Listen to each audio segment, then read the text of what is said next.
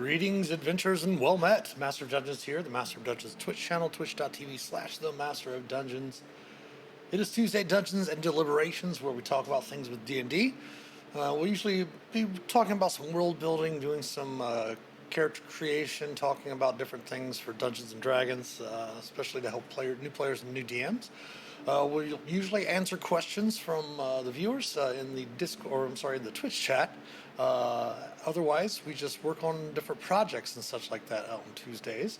Today we are prepping a room for a session, for a couple of sessions actually, for not this weekend, but next weekend's Virtual D&D Weekend. I'm actually running a couple of author sessions of one of my adventures, which is called The Ties That Bind. Will take us over to the players thing. The Ties That Bind. We wrote it for Gamehole Con for their Border Kingdoms series of adventures. And we are going to be running it at Virtual D&D Weekend a couple of times for author-run sessions of the adventures. They'd like to do that sometimes during the Virtual D&D Weekends. Again, partner with Baldwin Games and Wizards of the Coast. We do online events every month. You can go to the Yawning Portal, dndwizards.wizards.com, something like that. I can't remember the exact website, but just search the Yawning Portal for Dungeons and Dragons through the Wizards website, and you'll come to the Yawning Portal page to be able to buy tickets. Tickets just went live today at noon. There might still be some tickets available. I'm running The Ties That Bind, my adventure from the Border Kingdoms and Gamehole Con from 2018. Oof, it's been about 5 years ago.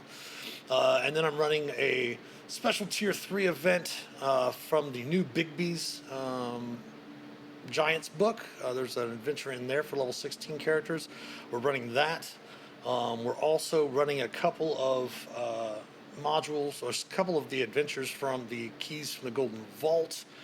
And then our streaming game on that Sunday evening, which I think is the 17th, at 7 p.m. will be one of the brand new Moonshade adventures. I haven't gotten that module yet, but we'll go through and do very similarly to what we're doing right now with this adventure here.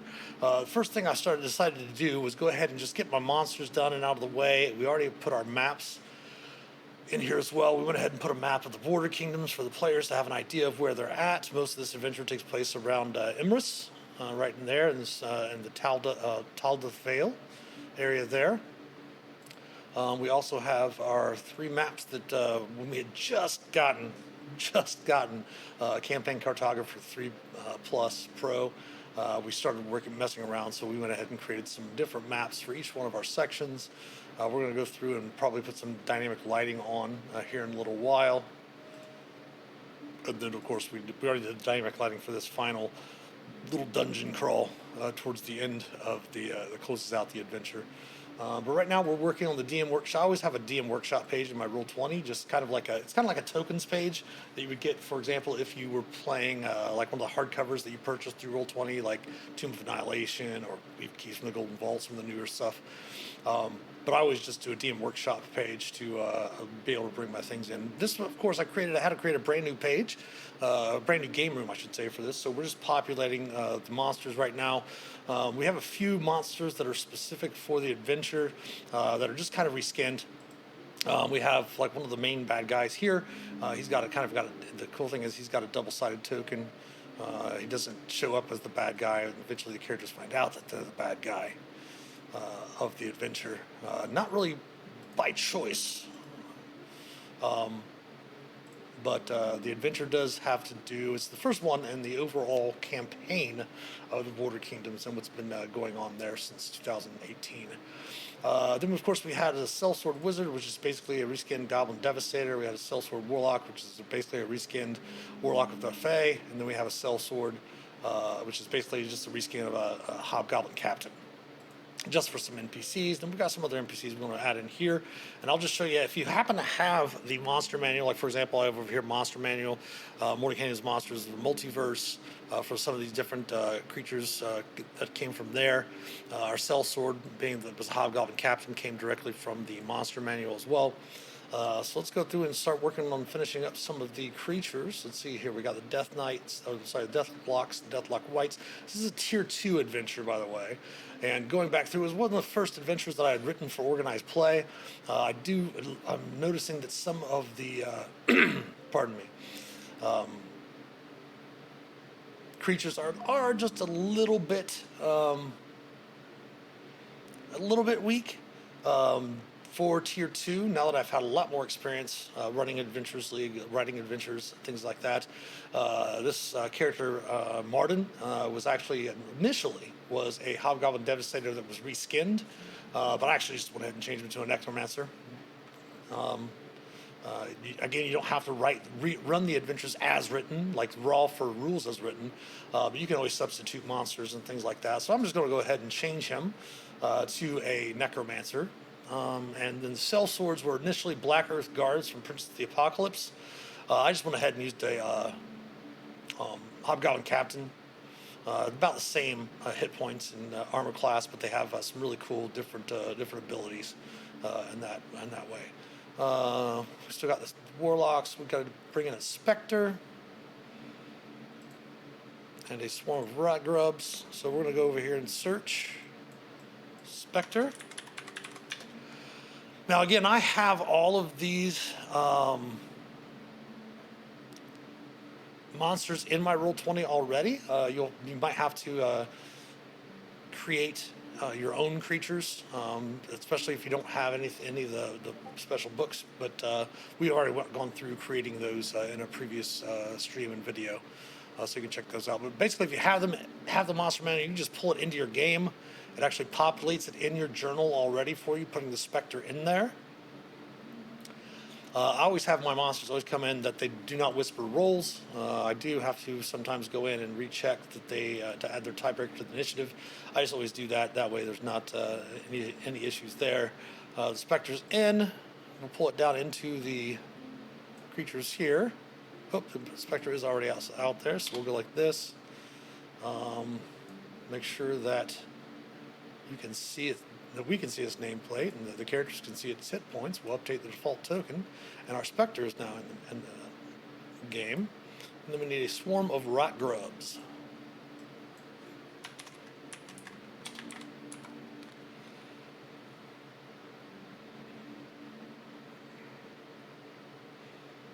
Some stuff from the Tome of Beasts. Unfortunately, I can't use any of those, as this is an AL adventure.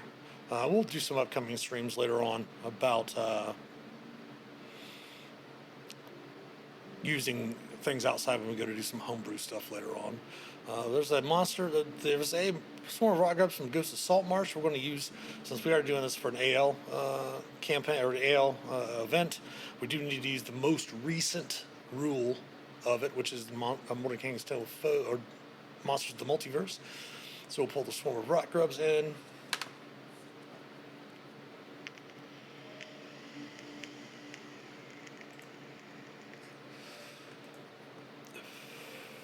Unfortunately, they don't have token actions. It'd really be nice for them to go through and you see these actions and all these different things to have a option to click on it and it creates it automatically as a token action. That would be awesome. We could go through and add our own token actions if we wanted to, but what we did was just add some macros in here that give us the majority of the stuff that we need for them, like their save skill checks. We will still have to open the character sheets when it comes to making attacks and such like that, but that's not that big of a deal. And I'm going to put its AC down there.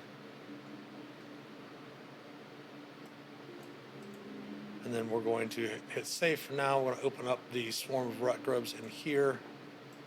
Pull it down. There's a character sheet. Its movement is, I think, 10? Maybe? 5. Its movement is 5. So we're going to go ahead and put this to 5. Update default token, save. That way, anytime we pull out another Rock Grub, it'll be all set up the same way. The Spectre's movement is fly of what? 30? 50. Ooh, sweet. We'll make sure to set that up as well. I just prefer the red to be the armor class. That's just me. I don't think we put the, oh, that one's in there. So 17 down here. It's 30.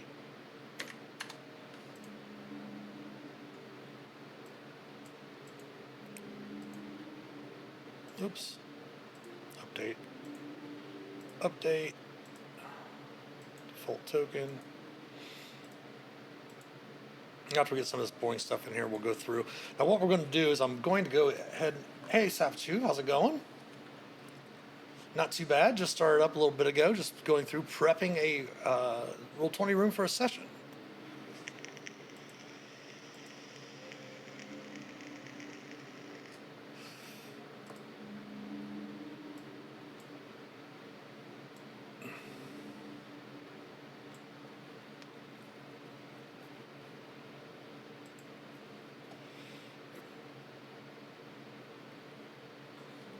No, we're actually doing it's for our virtual D&D weekends. That's partnered with Baldwin Games and Wizards of the Coast. We're having an author-only session, or an author session of an adventure I wrote 5 years ago.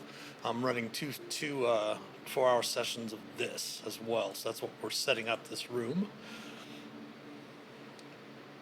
Making the Warlock subclass based on chess. That sounds really cool. So we got a swarm of rat grubs in. We need a white and a zombie. And I think that's all we have left to put in for the monsters. So we'll go back over here.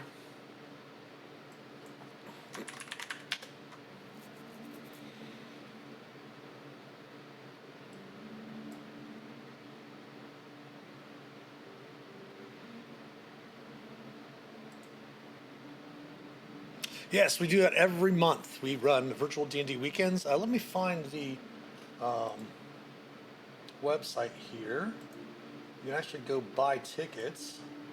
They just went on sale today. Most of it is Adventurers League. But there are some non-Adventurers League sessions. They also do some playtest sessions from the one D&D playtest material that's come out for that we kind of review on Wednesday nights for our tavern talks. But we do that every month. It's not this weekend, but next weekend. And as I mentioned at the beginning of the stream, I'm running 2 sessions of this Tier 2 adventure, which it is AL. You can create a first level character, or you can create a 5th level character at Tier 2 to be able to play those events. I am running a session of a Tier 3 adventure that you can actually, because it has special rules, you can create a 16th level Adventurers League character. As long as it's Adventurers League legal, you can create a 16th level character specifically to play the adventure. And then I'm running some other Tier 2 adventures from Keys from the Golden Vault, and one from Baldwin Games that takes place in the Moonshays in the Forgotten Realms.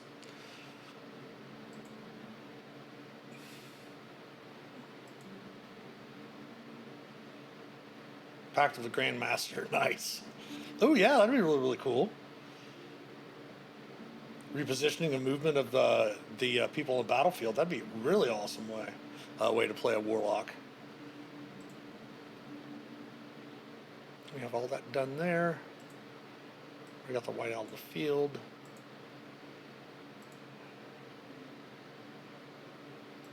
Always let the players see the hit point bar.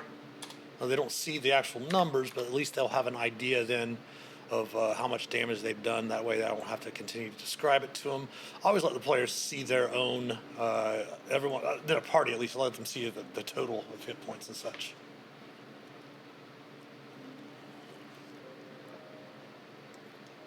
All right, well, have a great night and hope you sleep well, Safi.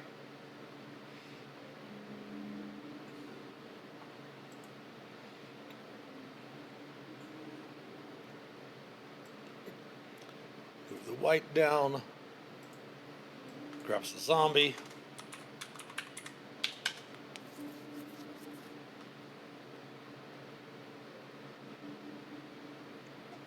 Monster manual there. Let's go with the one from the Dragons of Stormwreck Isle. That's really, really cool looking. I like the token, how it pops out a little bit. Some of these newer tokens that they're doing are having them pop out of the token rings, which are pretty cool.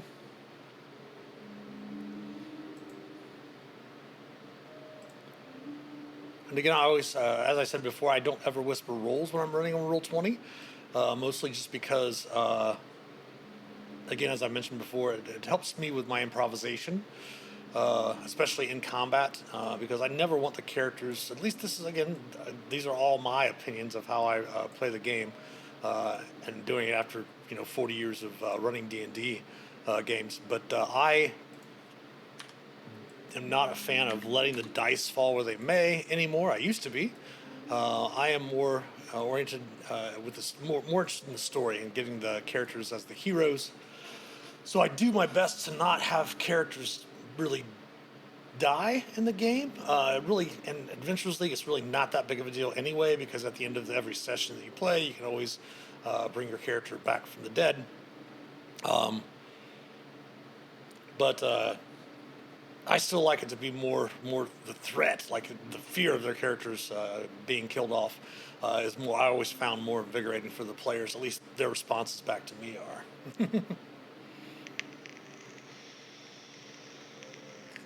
All right, so we got all of our creatures in there. We have our one NPC. We do need to put in an NPC that was not a stat block that was not in there. We're going to put in a priest.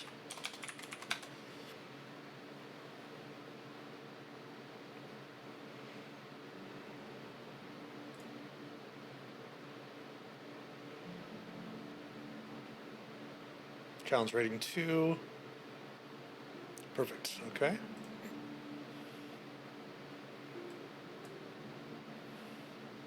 It is an NPC that we're going to rename. Bring the zombie down here.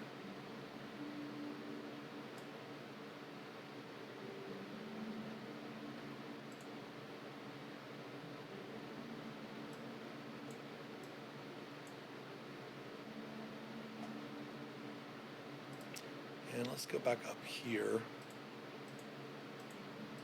Sorry, I'm not on the Roll20 page. I'm actually on in the PDF of the adventure.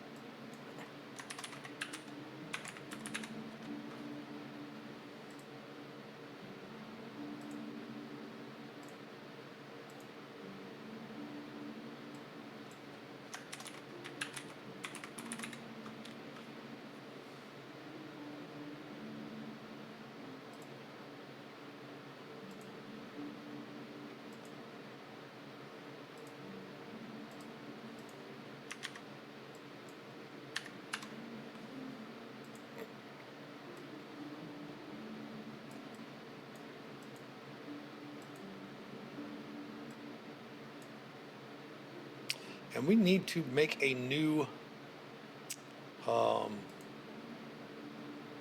token for Martin, because I really don't want the, I'm not going to use the gray NPC outline, so I'm going to go ahead and bring up our token stamp.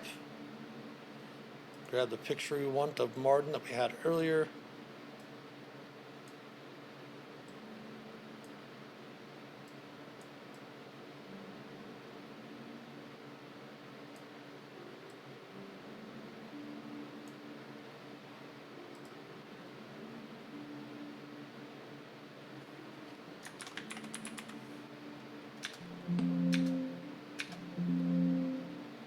We want to save it. And then we'll come back over here. We'll pull that out onto the table here.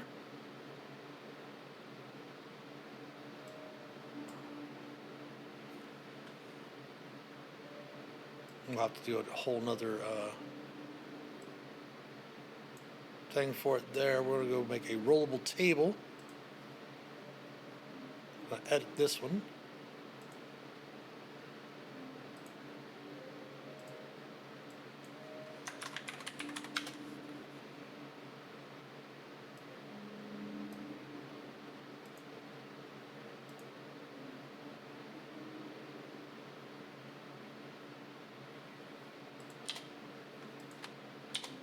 Delete the old one.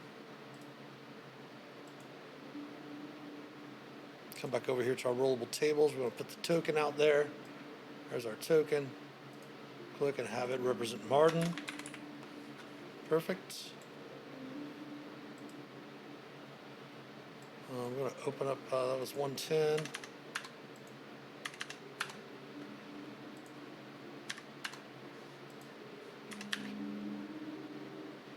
Oh, that would be 15. 15, there we go. All right, that way we have a better picture for Martin. Then we have Sheilran there. All right, so we have all the tokens done. What we're going to do now is we'll worry about populating that later. What we can do is we can add. I like to have the adventures as they're in the room, as they would be, as I mentioned before. Like if you bought an adventure from Roll20. So generally, what I could do is I could just add a PDF, which I'm going to go ahead and put the PDF in here. We're going to add it to upload now. I'm just going to drag it and drop it in there.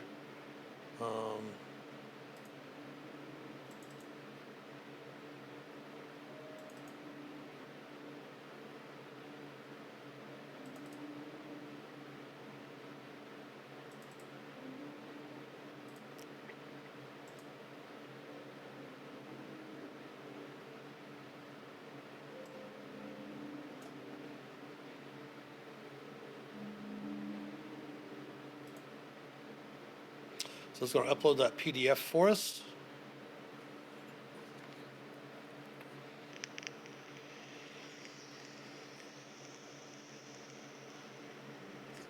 We'll rename it once it gets the PDF in.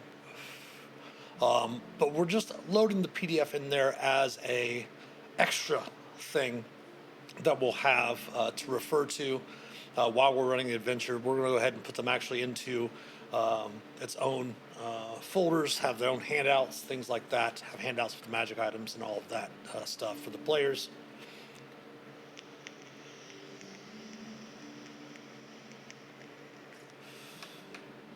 Box text in there and everything like that. Just got to finish scanning that.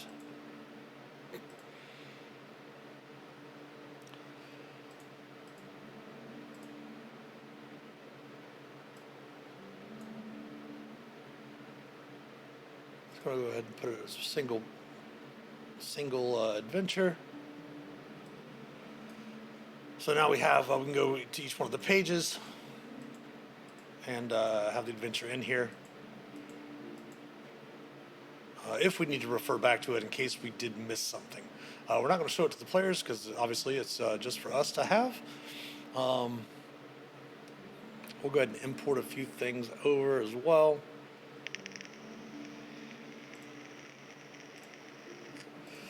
As I'm setting this room up,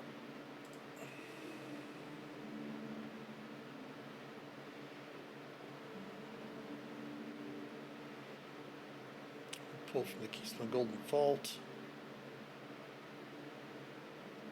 We'll just do it at the center for this base. Go to handouts because we have a few character handouts we want to have ready for the players.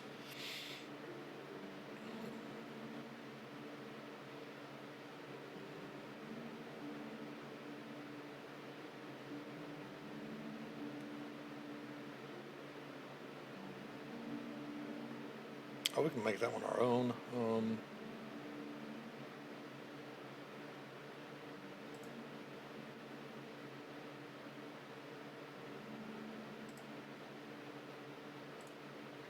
Our safety deck, those are the handouts that we needed to grab.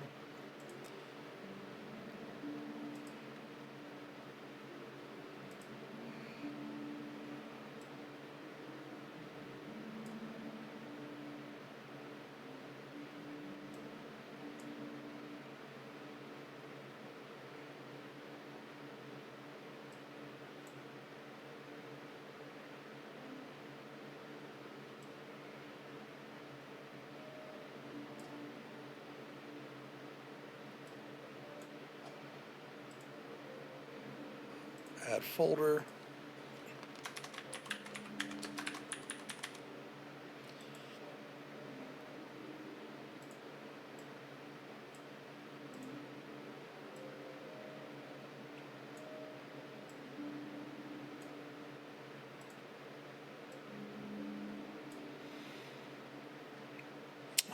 Let's grab.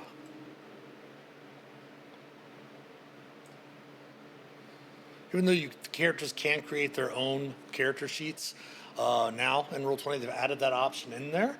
I always go ahead and put a folder in here of blank character sheets for the players. So that way, if they aren't sure how to create a character sheet, they can just pull one of the character sheets out from the folder, or they can open the folder and put their character in there, or they can use D&D Beyond with the Beyond 20 app to be able to do it that way as well. Blank character sheets will come down here.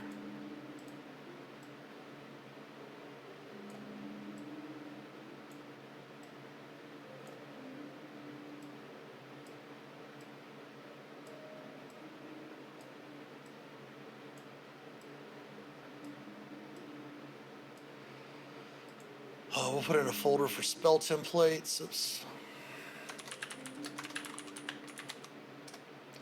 We'll add some of those later on. We don't really need to put them all in there. We don't have to have a lot of spell templates, mostly because the characters are just going to be tier 2. So we'll throw in, first through what's the end of tier 2 is 10th level, which gives you 5th level spells. So we'll put first through 5th level spells in here. We won't do that right now. We'll do that maybe at a later time. We do need a handout, DM and game information.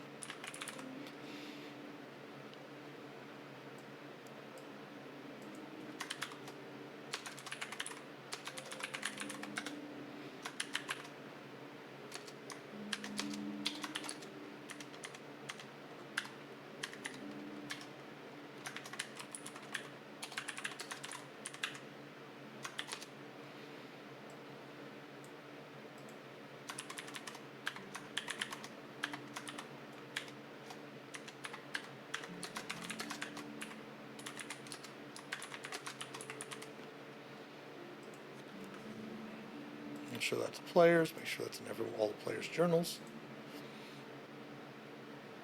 We will have another handout, dragon marks, which they won't see right off the bat.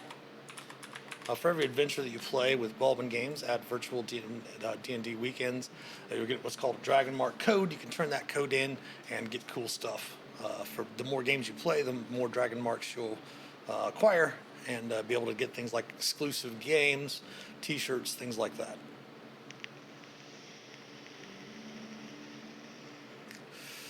Oh, and then we do need to add our DM survey link as well. Because after, at every game, of course, why is that not loading up? There we go.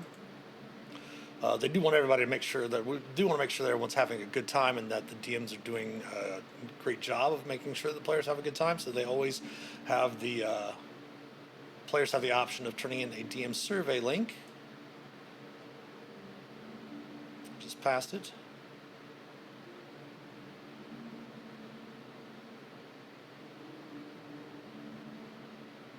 There we go.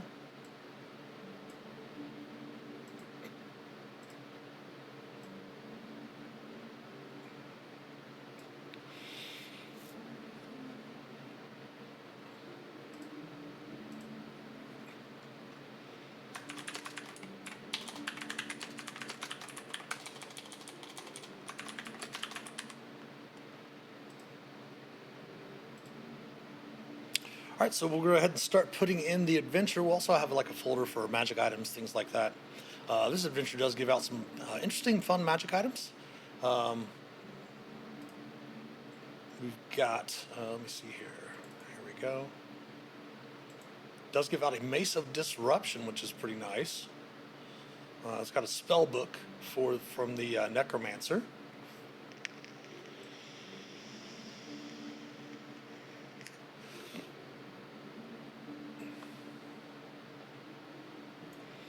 Oh yes, it's got a Mace of Disruption called Death's Head.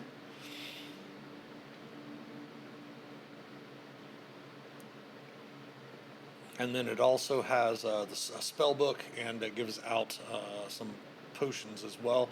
And it does have a cool story award that does help if you're playing the Adventurers League adventures in the Border Kingdoms from Gamehole Con. Basically, champion of all souls, you heroically defend the Church of all souls in the Border Kingdom town of Emrys against an attack from foul undead creatures.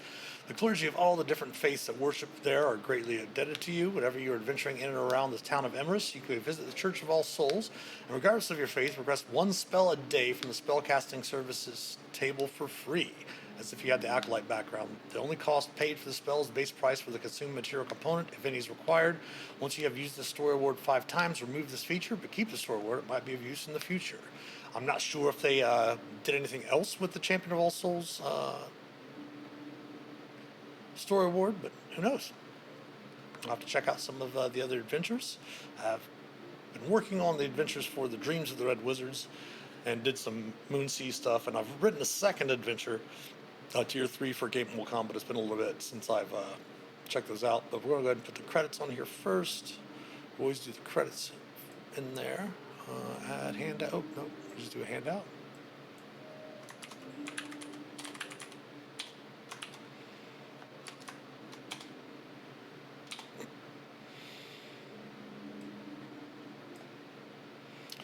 And a lot of times you'll notice when you're making handouts in Roll20 that you do have 2 separate places. You have your description and notes, and then you have your GM notes only visible to the GM. If you're going to make a handout and show the players, obviously you want to, and then you have like secret information for you only as a DM or GM. Put your secret stuff in the GM only area, then the player information in the description and notes. If you're not going to show the handout to the players, it's not really that big of a deal. I just always put everything just in the description and notes. Makes it a lot easier, a little bit faster. We're just going to copy and paste some of this and fix it all up.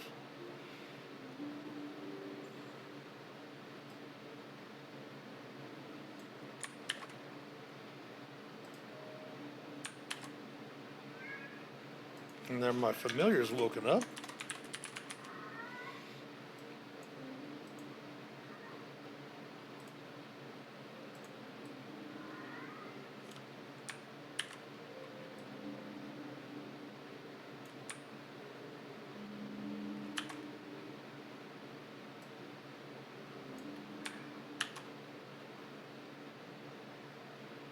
That was weird.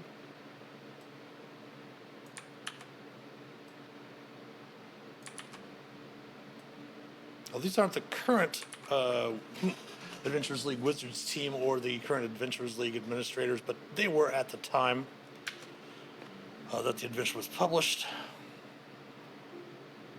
Do additional arts as well, additional credits as well.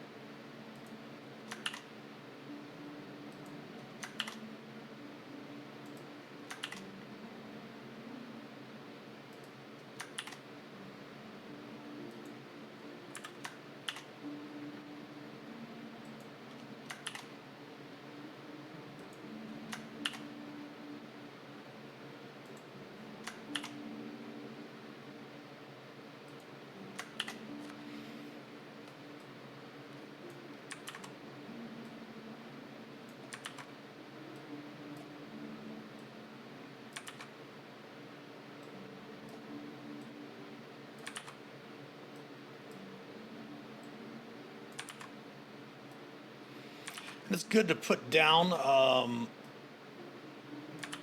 the sources. They did a fairly good job, really good job at putting in the sources of the imagery. Because Gamehole Con Publishing and Baldwin Games are what are they called, premier organizers for Wizards of the Coast. Wizards of the Coast will provide some images for them to use. Also, if you go to the DMs Guild, dmsguild.com, you can find a massive amount of artwork that Wizards of the Coast have put up on there for creators, content creators to use. Just have to, say, hey, illustrations, courtesy of Wizards of the Coast, DMsGuild.com. So there's all of our credits in there. That's good to go there. We're just going to leave this. We'll usually organize it a little bit differently when we're finished up. We'll probably bring the actual folder with all of the information for the adventure actually down below the pamphlet. Why don't we change that to the edit? There we go.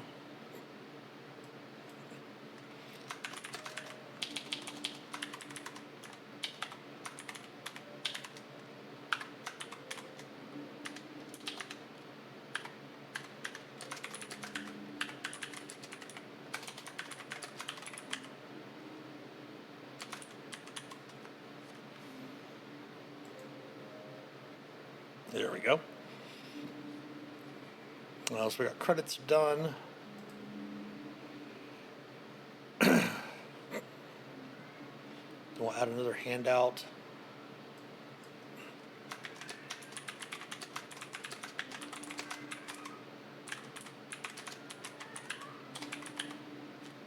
Again, when I write adventures, when I first started writing adventures, I kind of wrote them with my style, as we mentioned and talked about last week with the stream. I sometimes would, like I recently had talked about an experience with a mistake I made while writing an adventure. And I kind of did that back in the day when I first started because I was putting in my own style of DMing into the adventures that I wrote, not realizing then that other DMs are not going to run necessarily that way or do not have that same type of storytelling or story-oriented ideas or things like that I run aren't necessarily oriented towards the story, I should say. So they did put this sideboard in the adventure because there are a few spots that some of the people that were in charge of the adventures, or getting the adventures written, were, well, this might be a little bit too easy. And I was like, all right, fair enough. Do whatever you would like.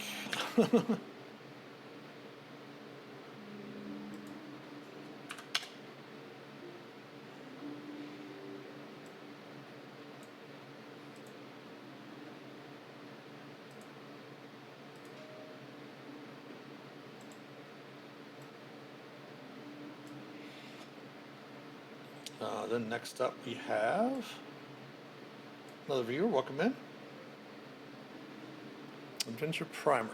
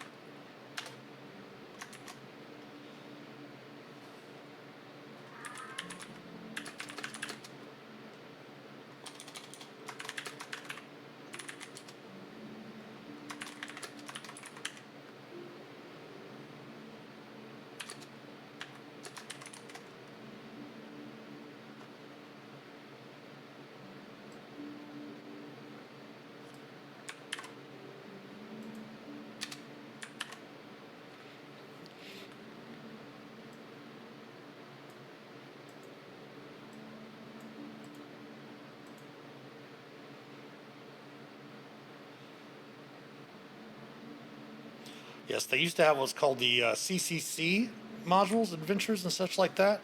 It used to be community created content, and then it became convention created content, or vice versa, one of the two. I think it was convention created content first, then community created content. That program has disappeared from the Adventures League and Wizards of the Coast. They actually do what's called dungeon craft content now. Anyone that wants to write an Adventurers League adventure can do so, as long as you follow the guidelines and the instructions that they have in their dungeon craft PDFs that you can get at the Wizards of the Coast website as well. If you join my Master of Dungeons community Discord server, which you can find down below in the About Us section here on Twitch, we also keep all of those dungeon craft PDFs. So we try to keep them as up to date as possible. All right, then we have the background.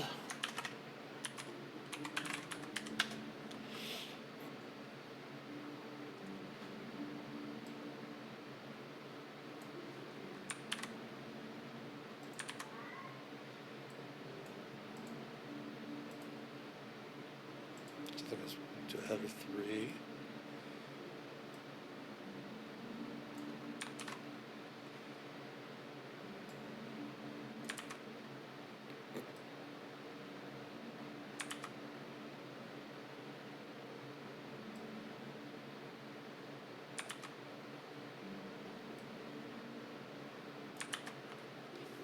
If you're not familiar with the border kingdoms, let's save changes. That way we can we're not losing anything we've already done.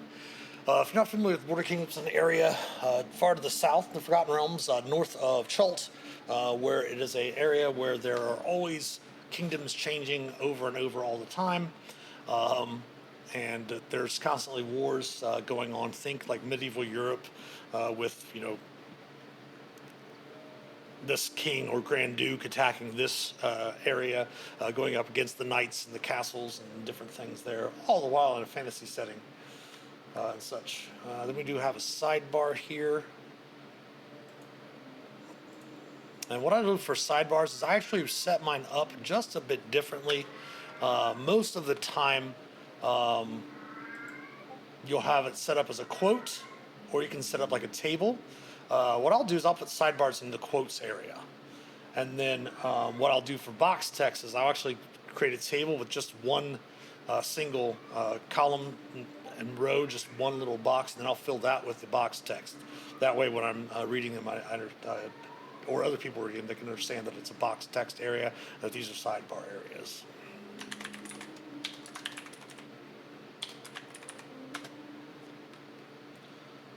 The House Gilman house, I kind of created that a little. It was a little interesting to create the House Gilman. What I had done for that, and I'm going to just hold off. She's just going to have to wait.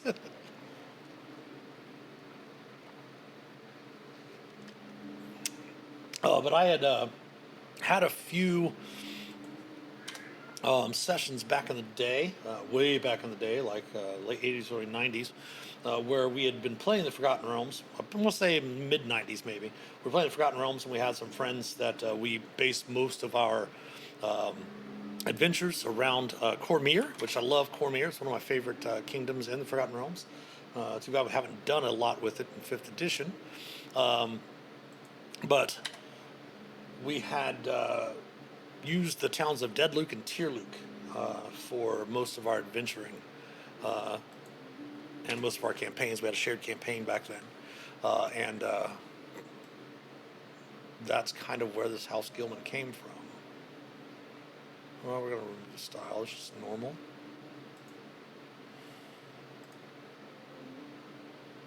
And we do want to go through. Matthias is an NPC in here that does not have any actual stat block because they don't really interact much. But Shailrin, we gave her a stat block for this adventure because part of the adventure is to have the character. There's going to be a scene where the characters actually have to protect her.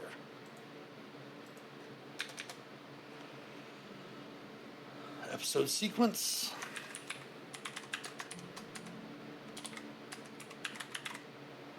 Hey, Coffee, what's going on?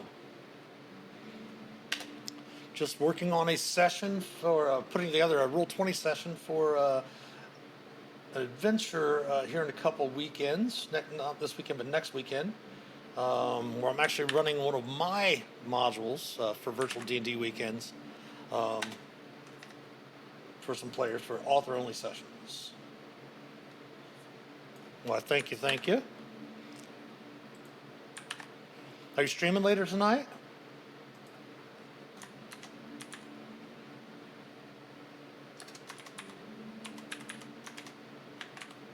See if that works. Been having trouble for some reason. The shoutouts haven't been working. Drive me nuts.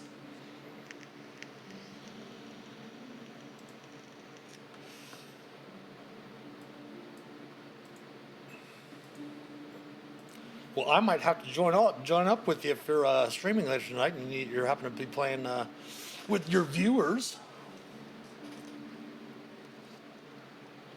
Oh, that might work. Yeah, let me try that. Try it in Twitch.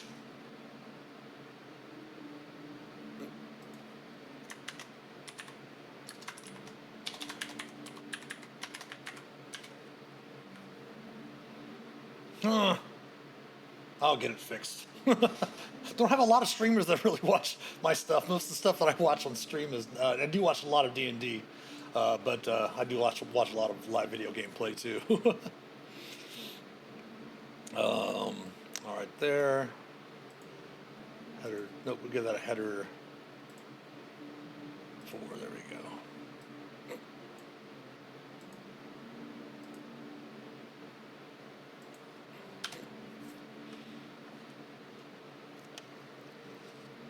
Of course, I want to try to make sure that it works for future. That way, because we get tons of views after the live stream. Because most of the stuff is just like during the times we're streaming. We're actually having a scheduling meeting with my collective tomorrow, after the stream tomorrow night, to discuss our scheduling and stuff like that. Because we're probably going to reschedule some things around. Mostly since the just chatting and the tavern talks game, like our Dungeons and Deliberations tonight, our tavern talks tomorrow night, are just chatting things. We're going to change the time of those, because we're going to be also adding some more live D&D games in during the week as well.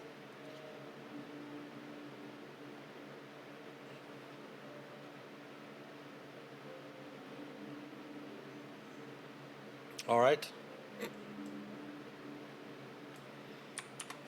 And just walking through, generally on Tuesdays, we just have our Dungeons and Deliberations. I just usually do something to do with D&D. Tonight, for example, prepping a Roll20 room for an adventure session. And then on Tavern Talks on Wednesdays, we've been discussing the new playtest material that's come out for Dungeons and Dragons for their 50th anniversary next year. But as I was saying, we do have a number of views after video on demand, and then we have a lot of, like, hundreds of views on our YouTube of this stuff. So I want to make sure that we get the links in there for the streamers that happen to pop through. Episode flowchart. I don't know if we need to do that in there yet.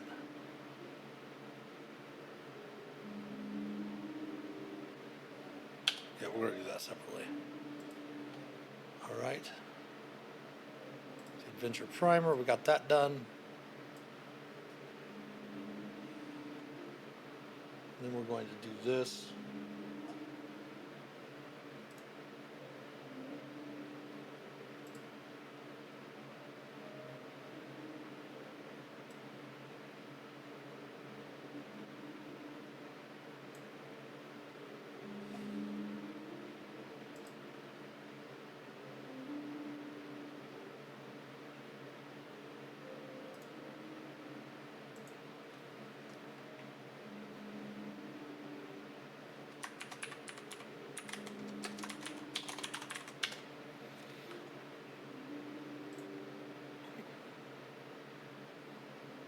Add handouts.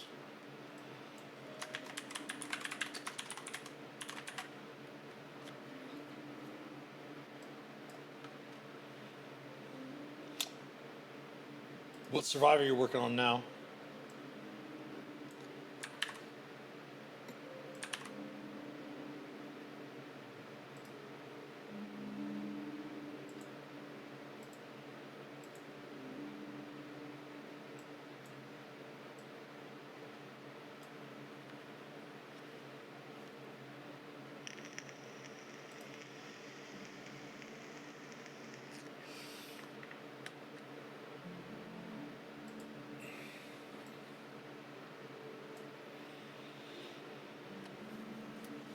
I'm pretty close to having the Xenomorph prestige to 2, which is the last kill I need prestige to 3, to open all of the stuff. Everything else is unlocked. And then I have, like, after Ripley, I'll have like 4 characters of the survivors to finish up. Obviously, I'm not including Steve and Nancy nor the Demogorgon, since their stuff's already unlocked for everyone.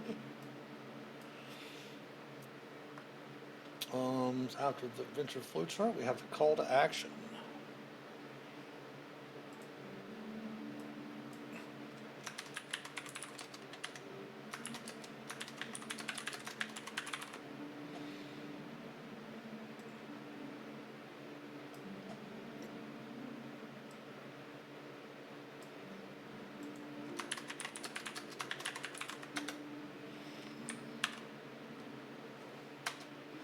They don't really do them too much in the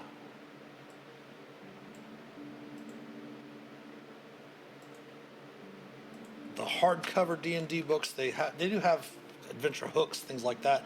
But in the Adventurers League adventures, we have what's something called it's called a call to action, which is basically the intro scene where the characters will get their adventure.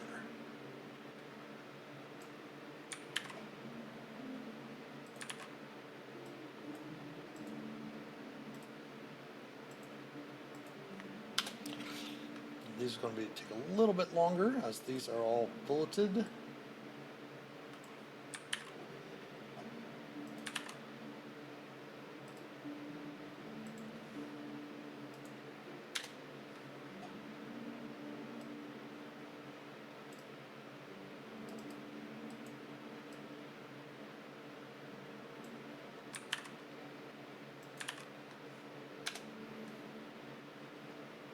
One of the things too that I do when I'm writing my adventures, especially for Adventurers League, a lot of the stuff are new players, but there are a lot of veteran players that really might not have a home game or a house game, and things like that. So they'll play Adventurers League since it's very portable. So I'll use a lot of lore. I'll add a lot of lore into my adventures just for the older players. Plus, it gives the newer players some cool information about the area they might be in.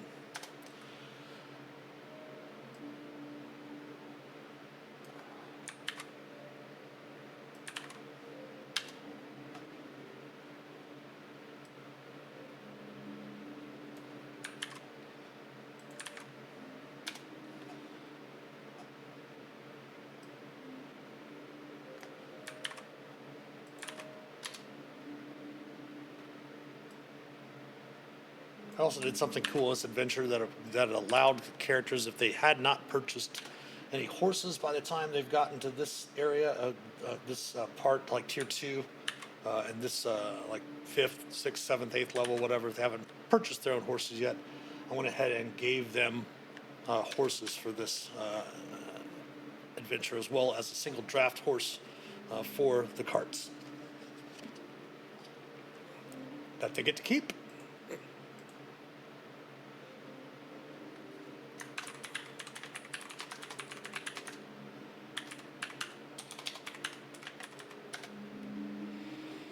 The only thing I was told about this adventure was House Gilman. So I went ahead and just created the whole setup with this background, with this whole house and everything.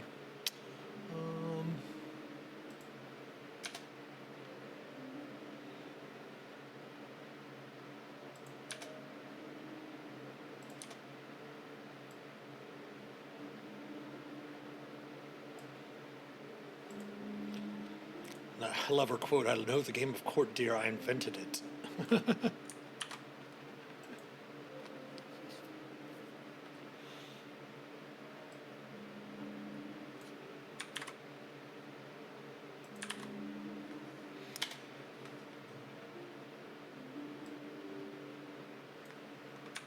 It's also, I made it for more of a really fun role play thing, because there's a lot of players come to Adventurers League and view it as a lot of combat, which early on, when it was D&D expeditions and such like that, a lot more of it was combat oriented. So in a lot of my adventures, I'll put in a lot of role playing opportunities, as we talked about a few streams back, about maybe a month or two ago. We have started our 7th month, which is pretty cool. But we talked about the 3 pillars of play: combat, exploration, and social. So I try to make sure to put some social stuff in there to satisfy the players that want to role play. And of course, if the table as a whole, a lot of times you will have some friends coming together. If they don't like that, they can do the other pillars, which is great.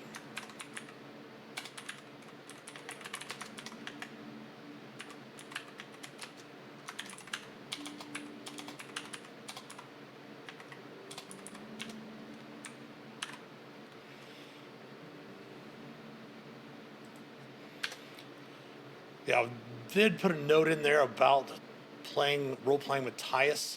Matthias's character was wounded and had a head wound that magic could not cure. So his it's very hard for him to speak. It's a little bit slower and such like that. So I always caution DMs to be very, very mindful when you're playing the character, because you don't want him to come off. You don't want to come off insulting or disrespectful, basically. No, we don't want all those. What's going on here? There we go. And that is the end of the call to action. So, for example, what will happen is that I'll put this again here. And we'll have just basically a different section for each part of the adventure. That way, when we get to that adventure, you can see all those, of course, in the PDF as well. So we've got all, oops, let me finish loading it all. We've got all of this all through the call to action, and still have to finish up section 2, then the other sections, and get all it in there. It'll be all finished up. But it is about 7, a little after Eastern time, closing of the stream tonight for Dungeons and Deliberations. Thanks for those that stopped by to check us out and talk with us this evening. Definitely thanks again to our followers. We did have Silvis 10 following us from last evening. We appreciate the follows. Thanks, of course, to all of our supporters, especially our patrons from Patreon. If you'd like to help support the channel, please consider becoming a patron or subbing here on Twitch, twitch.tv/TheMasterOfDungeons. And we do love Prime subs. If you have Amazon Prime, you can link it to your Twitch account, and you get a monthly sub, a free monthly sub every month. You can sub to a channel of your choice for a whole month. Of course, the link to our Patreon page, as well as our YouTube channel and all of our social media accounts, can be found in the About Us section below here on Twitch. If you would subscribe to us on YouTube, like and comment on the videos. We have tons of videos up there now. If you could follow us on Facebook, Instagram, Twitter, Twitch, all of that. We love retweets, likes, shares, subscribes. Every sub, like, and share helps us immensely. Of course, you can also join, as I mentioned earlier, our Master of Dungeons community Discord, which can be found on the click on the Discord panel and the About Us section below, where you can help shape an accepting, caring, and inclusive community. We also have our merch store available. Master of Dungeons merchandise there down below in the About Us section as well. We have t-shirts, a hoodie, some caps, some glassware as well. Of course, our Pride shirt's staying up all the time. That is available, strength in numbers. You can check that out in the merch store below. And we'll be back tomorrow for some more Tavern Talks at the Shifty Board, discussing some of the spells and the glossaries from kind of defining some of the new rules in the playtest material 6. Until then, have a great rest of your evening, and as always, happy adventuring. Take care.